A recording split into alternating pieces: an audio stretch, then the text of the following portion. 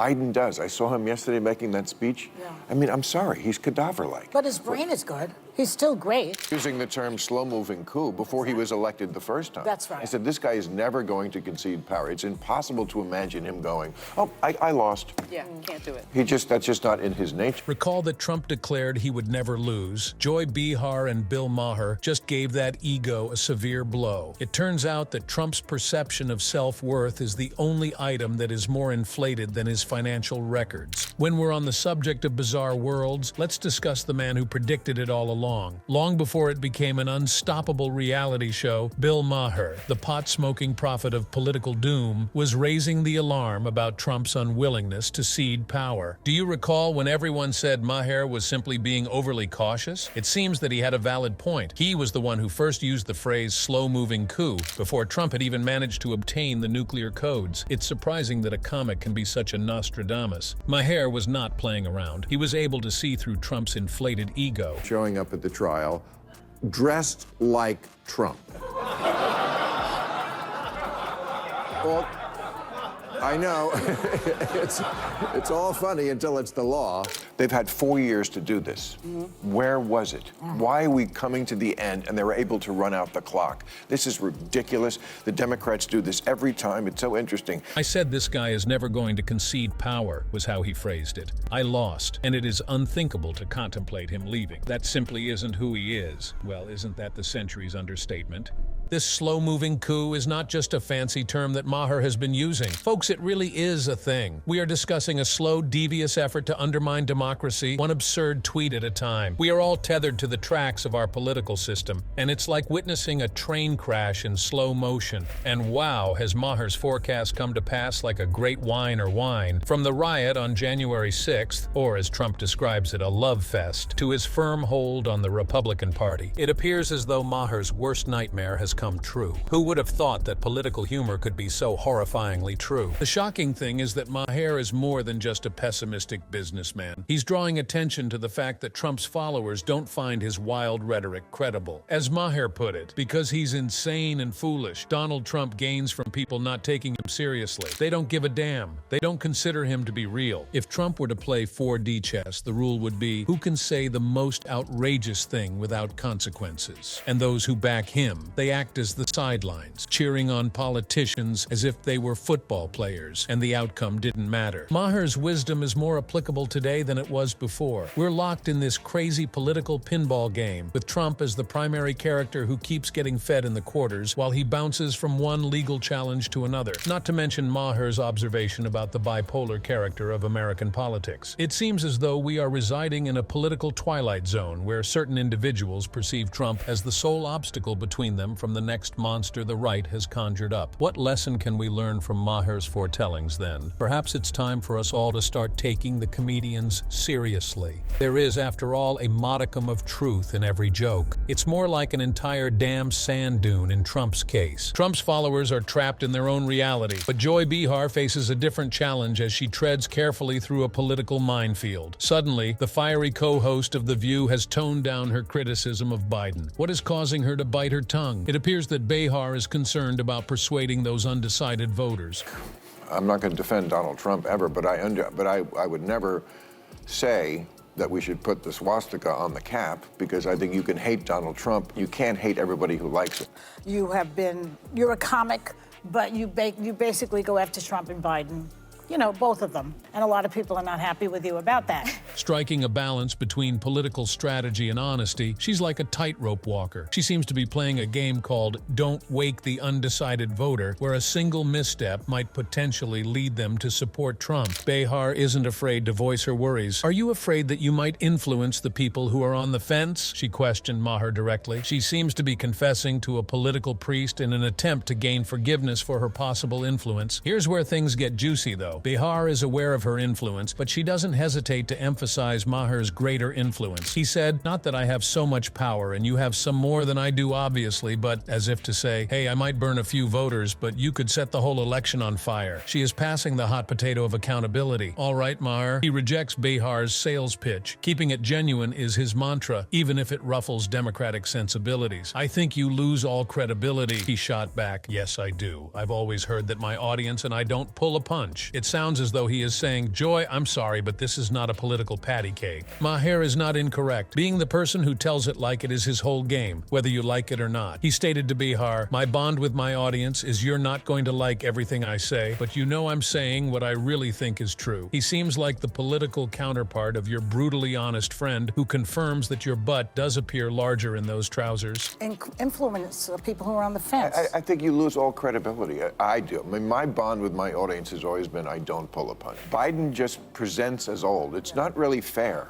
No. Because he's almost the same age. Trump is almost the same age as him. I know. But Trump doesn't present that way. Behar hasn't said nothing at all about Biden, though. Speaking of understatement, she acknowledges that the person presents as old. Saying the Titanic had a minor leak is akin to that. She does, however, quickly add, "But his brain is good." She seems to be attempting to persuade us that Biden is simply a well-aged cheese. Yes, he has a somewhat moldy appearance, but the flavor is still present. The consummate comedian Maher goes one step farther. He praises Biden for a pretty good job, yet he also refers to him as cadaver-like. Sure, he's decomposing, but man, can he balance a budget. Is how it sounds, like he's analyzing a zombie president. What is the purpose of Behar's tightrope performance then? Is Maher's unrestrained strategy the best course of action, or is she correct to exercise caution? It feels like they are engaged in two distinct games. Maher is engaged in political dodgeball, hurling jokes at everyone, while Behar is engaged in political chess, carefully weighing every move. In relation to this bizarre universe, let's discuss Trump's legal issues. The man gets charged with more offenses than a dollar store shoplifter, but his supporters? They behave as though he was recently given a parking citation. This is the political equivalent of the emperor's new clothes, with the exception that the emperor is dressed in an orange jumpsuit, which his adherents are referring to as haute couture. Despite the fact that Trump is facing 88 criminal counts, his supporters view this as a badge of honor. You can't help but question if they're reading the same news as the rest of us from what you see. Bill Maher's statement, "Trump benefits from people not taking him seriously," struck the mark. Whatever he says, they don't care. Was more out front on that danger than I was. I was talking about how he was never going to give up power. Long ago, when everybody was laughing at me and said, "You smoke too much pot," and I said, "I smoke just the right amount of pot." But I said, he's going to be Ruth Bader Biden. That's the term I used. Ruth Bader Ginsburg. She stayed too long at the fair.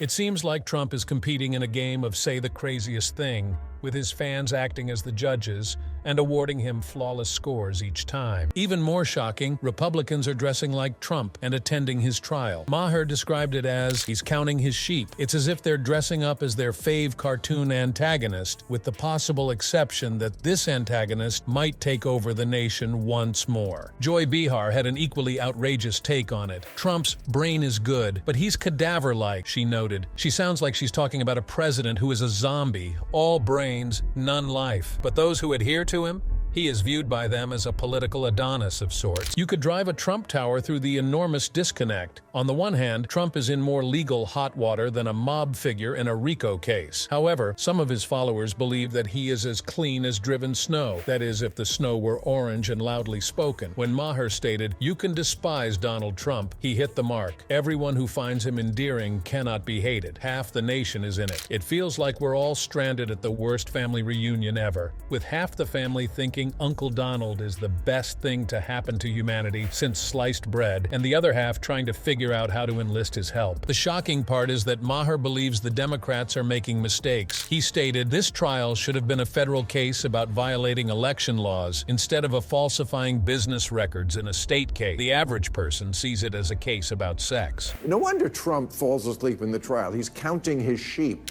I mean, gender may not be binary, but politics is. You only get two choices. And the stuff that they are afraid of, They see Donald Trump as a bulwark against. They appear to be attempting to remove Al Capone for jaywalking. Thus, despite the fact that Trump is under more legal fire than a marshmallow over a campfire, his fans continue to treat him as though he is unbreakable. The ringmaster is tweeting from the big house, and the clowns are in charge of this political carnival. Speaking of bizarre universes, let's discuss the political maze that we are all caught in. It's as if there were only 2 ice cream flavors in the entire nation, and half of the populace believes that one will grant you superpowers and the other will transform you into a toad. Hey everyone, and welcome to the crazy world of binary politics. Bill Maher has been pointing out this absurd arrangement in which there are just 2 options available. It's similar to being asked if you would rather take a shin kick or get hit in the face. A few options, huh? When Maher remarks, I think some people resent the question like, what don't you get? He has a point. I will never defend Donald Trump, but that being said, I would never advocate for putting the swastika on the cap because I believe that it is possible to despise him. Everyone who finds him endearing cannot be hated. Half the nation is in it. That is not the country I want to live in. It feels as though the rope in this political tug-of-war is going to break, and we are all entangled in it. There are those on one side who believe that Trump represents their final line of defense against a left-wing catastrophe. Conversely, there are many who would prefer to chew their own shoes and see Trump return to power. And here's the thing. Some conservatives are utilizing Trump as a human shield to oppose leftist initiatives they consider to be radical. What you guys on the liberal side don't get about Donald Trump, we don't like him either. It's just that in this country, it's binary, a conservative told Maher in a brief quote. Politics, after all, is binary. Gender is not. There are just 2 options available, and they view Donald Trump as a shield against the things they are terrified of. It sounds like these people are saying, well, Trump's not teaching my kid pronouns, but at least he's not as stable as a Jenga tower during an earthquake. Let's talk about poisoning yourself. This is where things become very crazy. Maher believes that all of this woke stuff will be Trump's secret to winning the presidency again. He asserts what's going to get him elected is this woke stuff that a lot of people in this country just don't go for. We live in a political the twilight zone where the fear of gender-neutral restrooms is matched only by the fear of a man who believes windmills cause cancer. This script was written by who? But there's still more. Here, Joy Behar is attempting to strike a balance between criticizing Trump and avoiding placing too much power in his tiny hands. She seems to be performing a tightrope act in politics without a net. Maher, however, believes in telling it like it is. That's the answer to the Donald Trump situation is what's going to get him elected is this woke stuff that a lot of people in this country just don't go for. Whenever the Republicans appoint a prosecutor, it's a Republican. And whenever the Democrats do it, it's also a Republican. Self-destructive. I think you lose all credibility, he says. Yes, I do. I've always connected with my audience because I don't pull any punches. I feel that even though you won't agree with all I say, you will understand that I'm only speaking from my own experience and convictions. He seems to be the political counterpart of your friend who confirms that your butt looks bigger in those trousers. Is this political suicide or brutal honesty? You make the decision. Now that we're locked in this ridiculous 2-party system, it seems necessary to choose a side and stick with it, regardless of how absurd things grow. It's similar like having to decide between the Red Sox and the Yankees when your true passion is badminton. Our favorite political pit bull, Bill Maher, is furious with the way they're handling this whole situation. He has a point, but he's not believing what the prosecution is putting out. Rather than confronting Trump on the bigger issues, such as attempting to rig an election, they are focusing on little details like hush money and falsified books. It's like trying to bust Al Capone for strolling without looking. Here, Maher is not holding back. We may all agree with him when he says, I never thought they should have brought the trial, or if they did, it should be a federal case. It's there. He is criticizing the approach, or lack thereof, in a manner akin to a coach berating a failing squad. Hold on, things get better. Maher has a more effective strategy. He believes they ought to have gone nationwide, concentrating on the annoying election laws that Trump brushed off as ideas. This trial should have been a federal case about violating election laws, instead of a falsifying business records in a state case which is very convoluted, according to him. He appears to be the only person with a map of this legal quagmire, and let's face it, people, the exciting world of business records isn't exactly captivating the average Joe on the street. The phrase falsifying business records usually causes most people's eyes to glaze over faster than a strong breeze blowing through Trump's hair. Said Biden shouldn't do that, but ego. He's Dracula. He has crossed oceans of time to be here. They don't care. Well, that's they the don't old- take him seriously. It's the greatest advantage a politician could have, especially on policy. Maher fears that Trump is taking advantage of this sleeper of a case. This is when things get really crazy, though. According to Maher, concentrating on Trump's personal scandals is as helpful as a submarine screen door. Is he implying the relationship with a porn star? Outdated information. It's like attempting to show somebody that water is moist in order to shock them. Trump's colorful personal life has already been accepted by his fans. The panel, including Joy Behar, is nodding along like a bunch of goofs. All of them agree that the state trial will have about as much of an influence as a feather duster in a tornado. It won't cause anyone to reconsider their opinion of Trump. Already his fans have determined that he is their man, faults and all. Watching this legal drama play out like a horrible soap opera is what we are doing now. Prosecutors are attempting to make the act of fabricating corporate records appear more glamorous than it actually is. Trump, on the other hand, is likely tweeting about fake news and witch hunts in between courtroom naps. And in the midst, the people of America questioning whether this is indeed the best that can be done.